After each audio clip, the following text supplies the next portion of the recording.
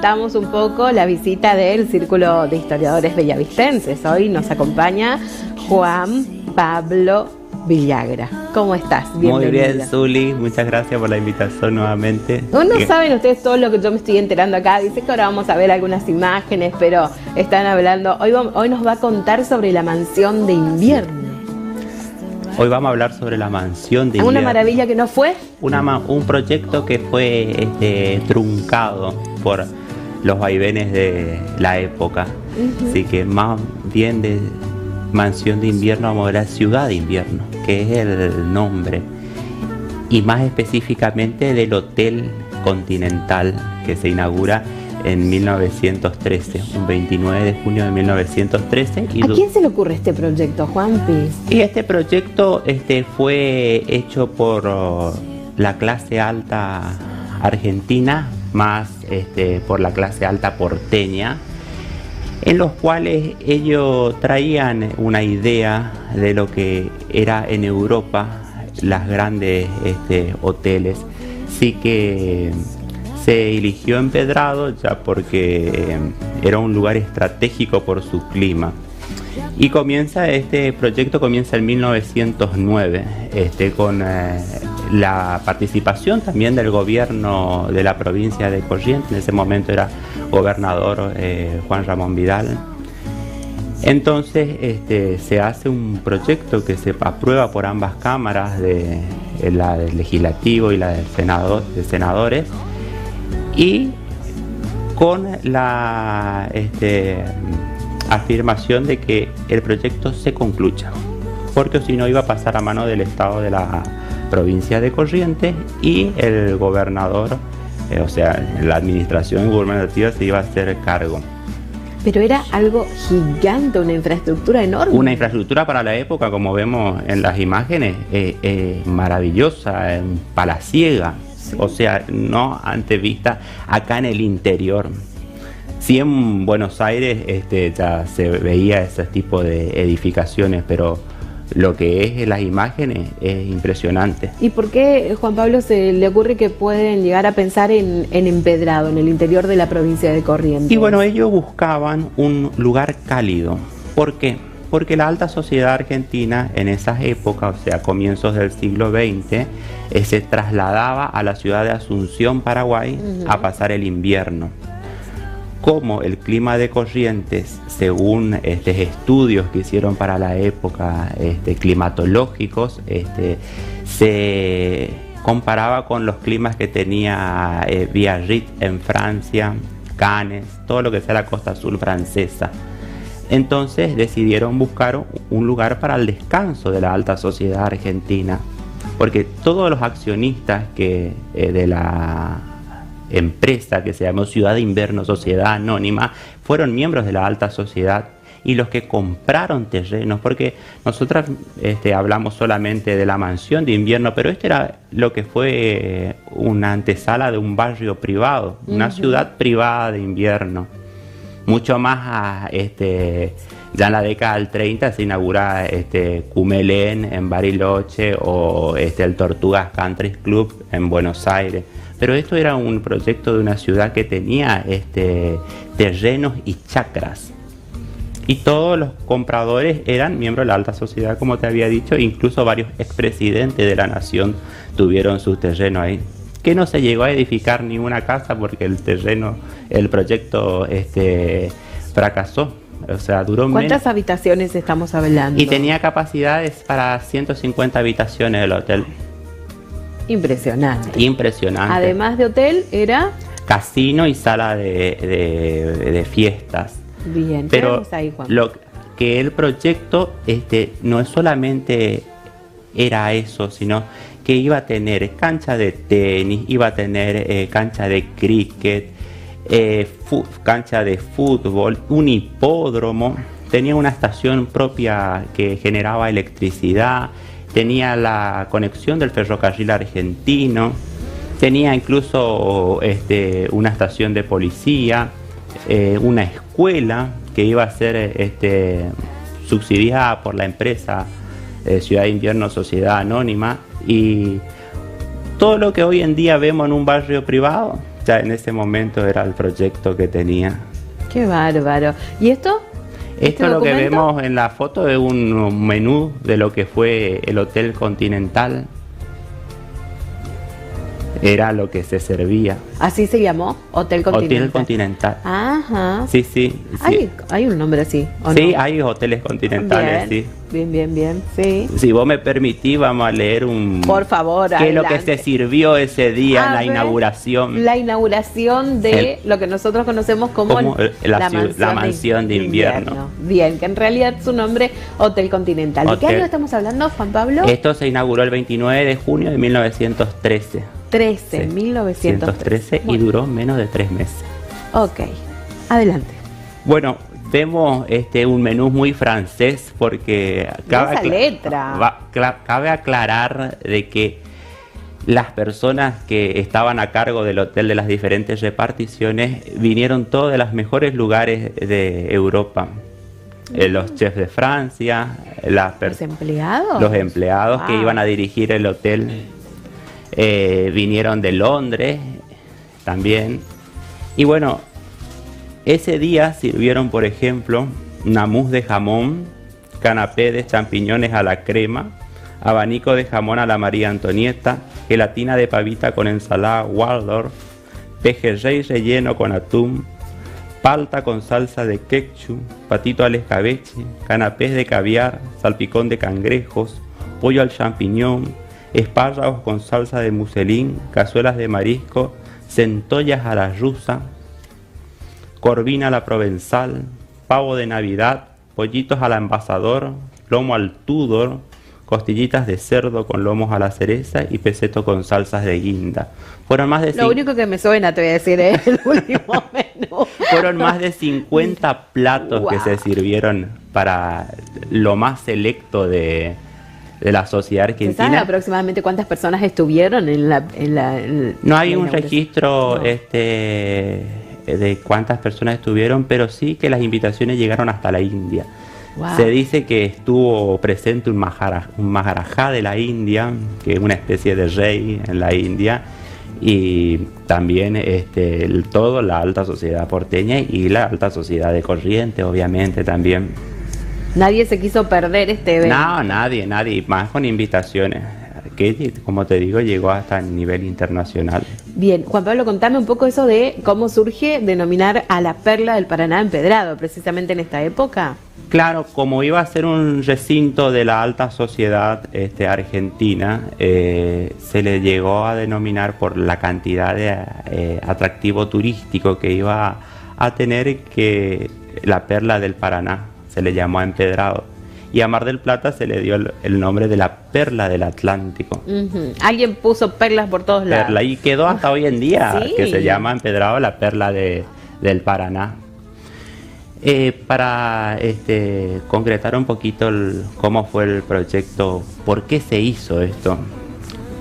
Bueno, la alta sociedad argentina, en ese momento de esplendor que se llamó la Belle Époque, que comenzó en 1889, desde ese periodo hasta 1914, que comienza la Primera Guerra Mundial. Una causante del deterioro de la alta sociedad a nivel local como internacional. La alta sociedad argentina frecuentaba Europa porque París para ese momento era la capital del mundo. Entonces ellos se iban largos periodos a París, las familias completas se trasladaban. Imagínate llegar hasta París en aquella época, ¿en qué se movilizaban? En barco. Claro, no te va a ir para volver a Se dicen que hasta llevaban las vacas en los barcos para tener leche fresca. Ah, mira, claro, era la alta sociedad, podían hacer lo que querían. Claro, y la frase de tirando manteca al techo nace en esos viajes de transatlántico. Ahí está.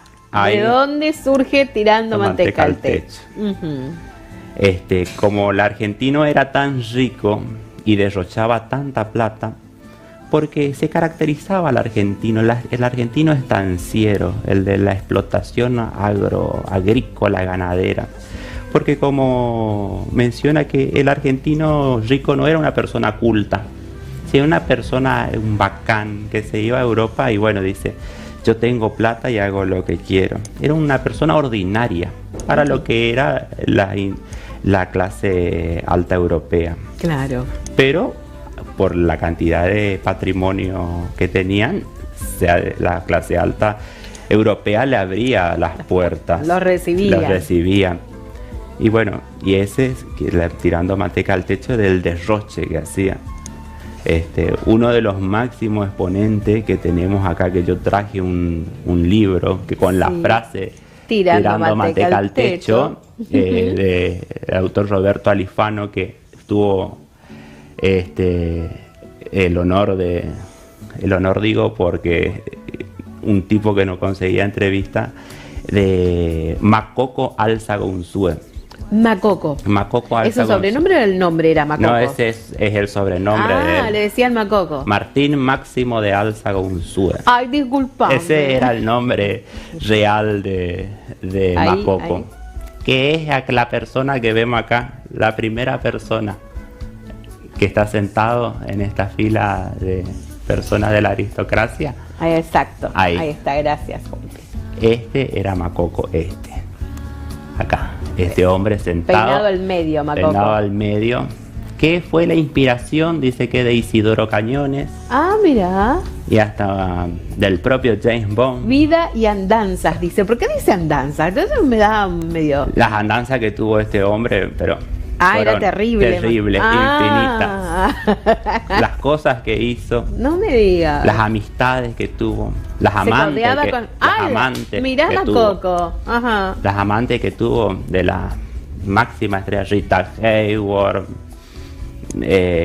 Claudette Colbert. Mirá. Las más renombradas de la época. Entonces los argentinos siempre anduvieron por el mundo haciendo lío, vamos a ponerle.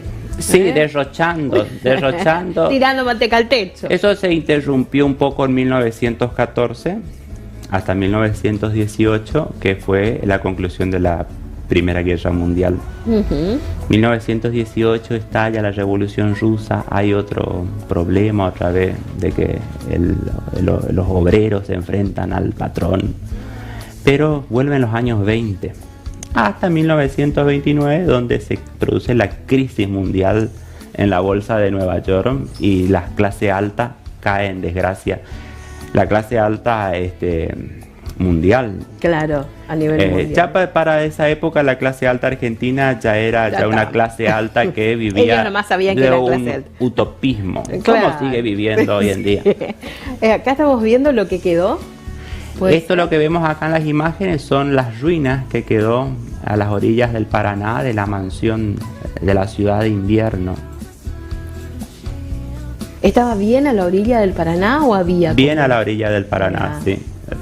Ahí vemos las escaleras de una de las entradas. Qué increíble, Juanca. ¿Y quién mandó a derrumbar lo que quedaba? Y con el pasar de los años, el banco que fue propietario también del edificio, de las tierras, fue rematando. Y no se sabe a certeza por qué derribaron semejante edificación. Claro, porque podría ser una edificación que podría haber dado uso hasta la actualidad, y además era una edificación que estaba construida con los mejores materiales del momento.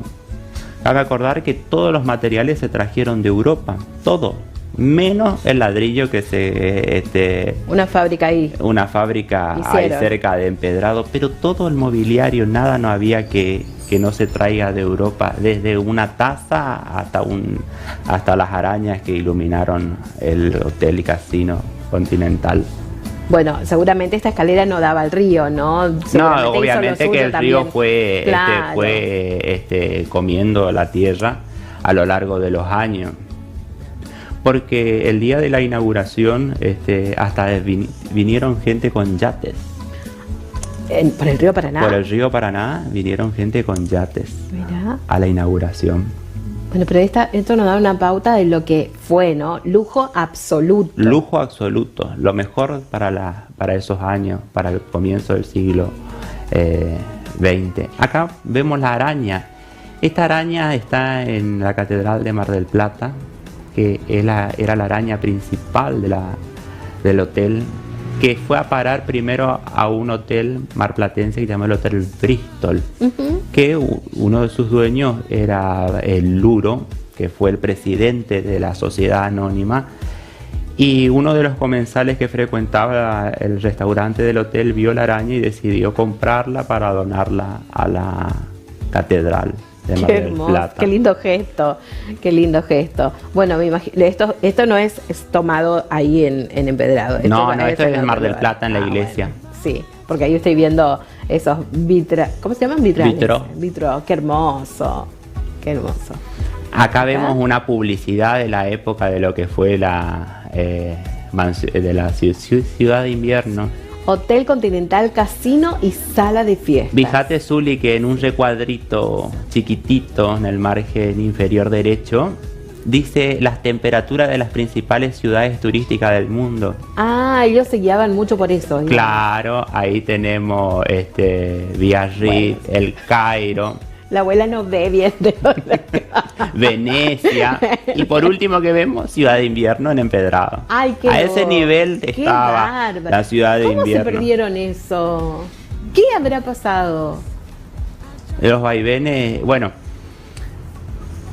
para especificar un poco. Porque ya el lapso de éxito de la Mansión de Invierno, ¿cuánto tiempo fue? Menos de 3 meses. ¿Menos de 3 meses? Antes de cumplir los 3 meses se quebró la sociedad de invierno y ahí empezó su decadencia. Esto es cuando estaban construyendo la mansión. Qué lujo, ¿no? Y los motivos fueron... Sí. Principalmente, como había nombrado, el comienzo de la Primera Guerra Mundial. Se corta el turismo internacional. Cabe aclarar que en esos menos de 3 meses vinieron personalidades muy importantes. Vino el príncipe de Gales, como ya te había nombrado, un Maharaja de la India. Vino Sarah Bernhardt, que era una actriz francesa muy famosa para la época. Y todos los electos de la sociedad. Entonces se corta ese flujo turístico que ellos habían pensado que iba a ser. Y después también la poca accesibilidad, o sea, moverse hasta Empedrado desde Buenos Aires. Claro. Eso también cortó la estadía en la Ciudad de Invierno. Y por supuesto. Fíjate, Zuli, que acá vemos el plano de lo que fue el proyecto. Ese era el proyecto principal, ese plano. Cómo estaban delimitados todos los lotes, las chacras y la Mansión de Invierno con vista al río Paraná. Y el ferrocarril del otro lado. Y el ferrocarril, que fue por donde llegaron los invitados en esa gran inauguración. Incluso, Zuli, se trajeron para la época de un acontecimiento, se trajeron 2 Mercedes-Benz para que transporten a los invitados desde la estación del ferrocarril hasta la puerta del hotel. La creme de la creme. La creme de la creme. Como quien dice, ¿no? Qué bárbaro. Y hoy que conocieron, tuvieron la oportunidad de irse, de no tuvimos. Todavía. Es muy poco accesible. Se accede por el río, no por los terrenos.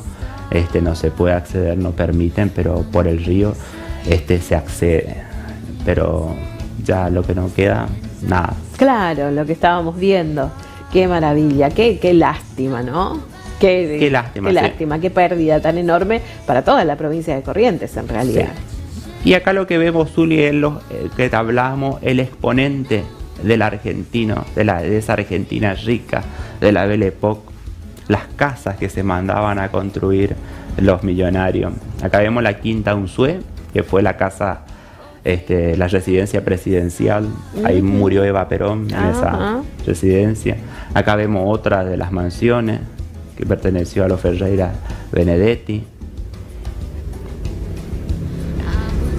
Ferreira Benedetti, la Lucila. La Lucila, Villa Umbúe, de la familia Campos, María Campos Ollero. ¿Quedan algunas casas así? Quedan. Esto de Zuli es Mar del Plata.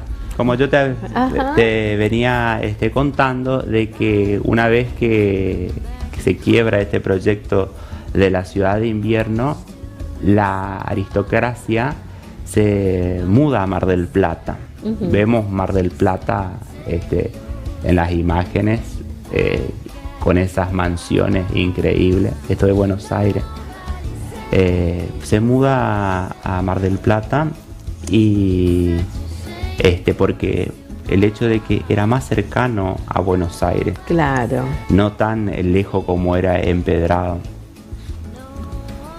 Y como te venía contando, esto dura hasta finales de la década del 40. Bueno, por las posturas políticas, Mar del Plata empieza el gobierno de Juan Domingo Perón, y Perón le da eso, derecho al obrero de las vacaciones pagas. La clase trabajadora se va a veranear a Mar del Plata y bueno, la alta sociedad huyó a Punta del Este. No, ahí ya cruzaron el charco, digamos. Ahí ya cruzaron el charco, claro. Se fueron a Uruguay. Bueno, y en estos momentos se creía que toda esta parte era privada para ellos, o exclusivo. Claro, esto era exclusivo. Porque vemos los balcones de las casas como si fuera de ellos. Fíjate, todo. por ejemplo, lo que era Mar del Plata era como Biarritz en París. Ajá. Era todo europeo. Nada que no sea europeo no se aceptaba. Y también hay mucha equivocación de que Mar del Plata es una ciudad de veraneo. No, la clase alta buscaba Mar del Plata para su descanso. Así como fue el proyecto de Empedrado, ellos buscaban para su descanso.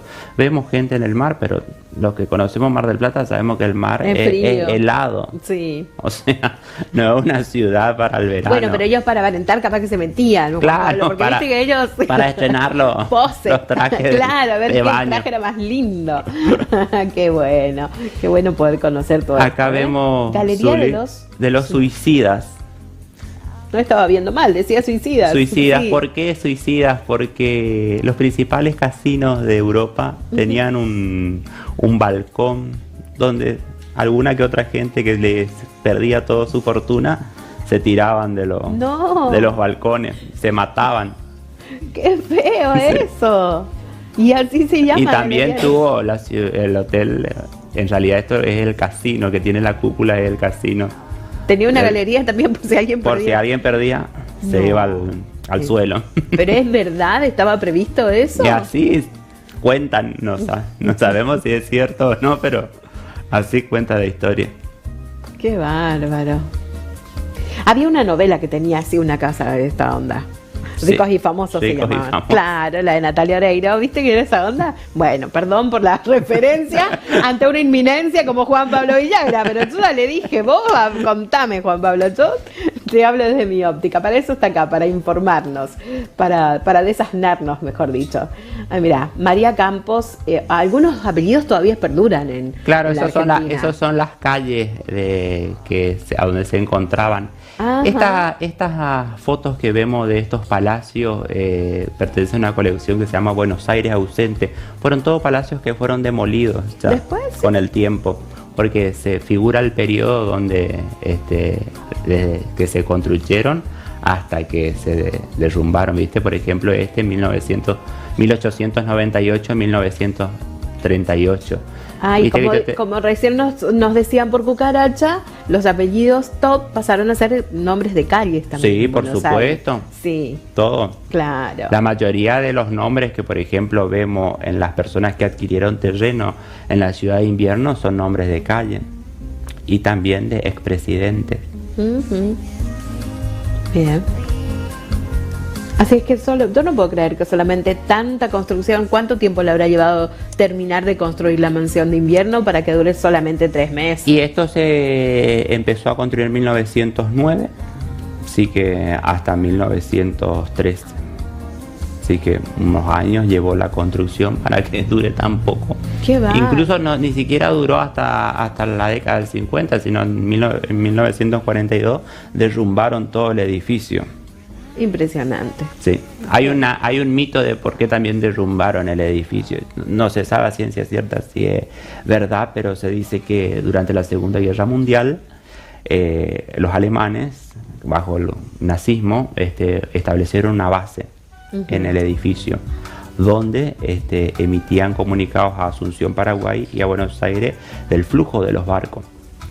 Entonces los submarinos interceptaban los buques que se trasladaban por el río, y el servicio de inteligencia británico descubre eso y hace detonar la mansión. Ese no se sabe si es cierto, pero es uno de los mitos que se corre. Qué bárbaro, ¿no? Qué impresionante. Increíble cómo eso pudo estar instalado alguna vez acá en Corrientes, y siempre nos suena el nombre, quedó el nombre. Quedó el nombre, y como te decía, siempre vemos la foto de lo que fue el hotel y el casino, porque fueron los dos edificios que se construyeron, porque estaba planificado, como dijimos, toda una ciudad. Le quedó el nombre y le quedó la Perla del Paraná también. La Perla del Paraná. Y también hubo dos proyectos que es anterior a la Ciudad de Invierno, para 1904, en Tucumán y en Mendoza, pero de eso no encontré información, así que está mencionado en un libro. Bien, perfecto. Qué lindo. Mansión de Invierno, Empedrado, Corrientes, Juan Pablo Villagra. Bueno, Juanpi, ¿tenías algo para contarnos también de Punta Cuevas? Sí. En estos días se celebró un nuevo aniversario de la batalla de Punta Cuevas, o sea, del paso de Cuevas que tuvo su acontecimiento acá en Bellavista. Y bueno, rememorar que fue un poco una hazaña que nuestro ejército, el ejército del Brasil, acaeció acá en lo que es el departamento de Bellavista.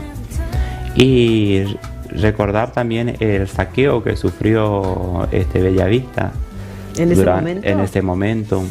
Fue uno de los saqueos más atroz que tuvo la guerra del Paraguay por parte del ejército paraguayo. Y la batalla de Cuevas, que se dio en el río, porque fue una batalla naval, la movilización que tuvo también, porque fíjate vos, Zuli, que se instalaron 30 cañones en el Paraná y 3.000 fusileros paraguayos. ¡Qué bárbaro! En las barrancas. En las barrancas.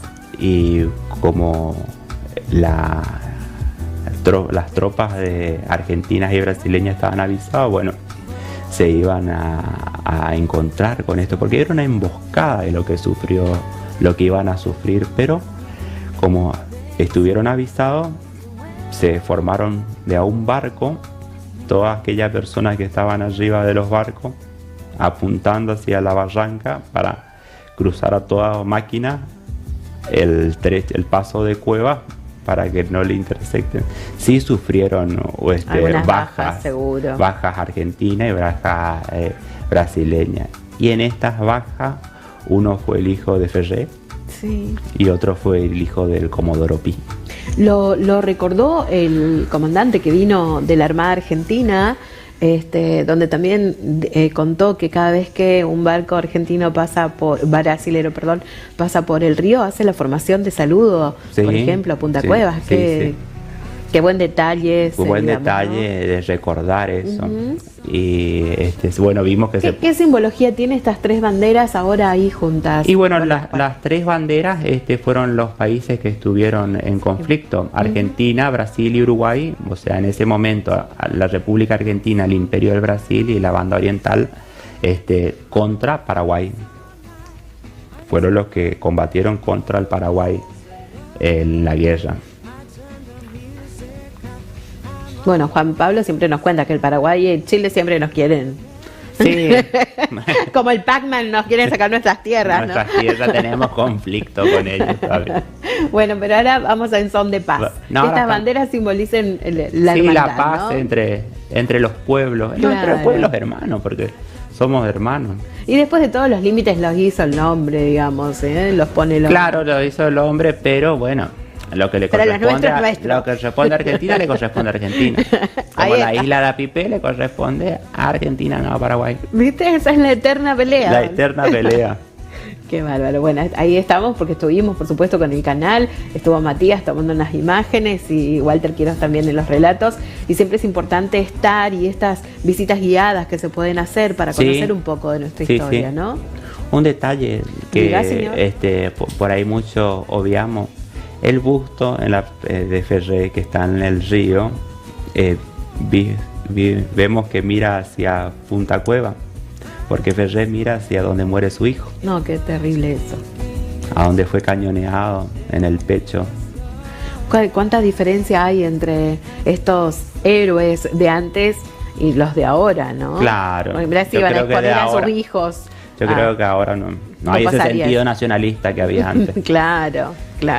Bueno, Juanpi, muchas gracias. Bueno, gracias a vos, Zuli. Muy amable, aprendimos un montón otra vez con Juan Pablo y este espacio del Círculo de Historiadores Bellavistenses. Muchas gracias. Gracias, Zuli.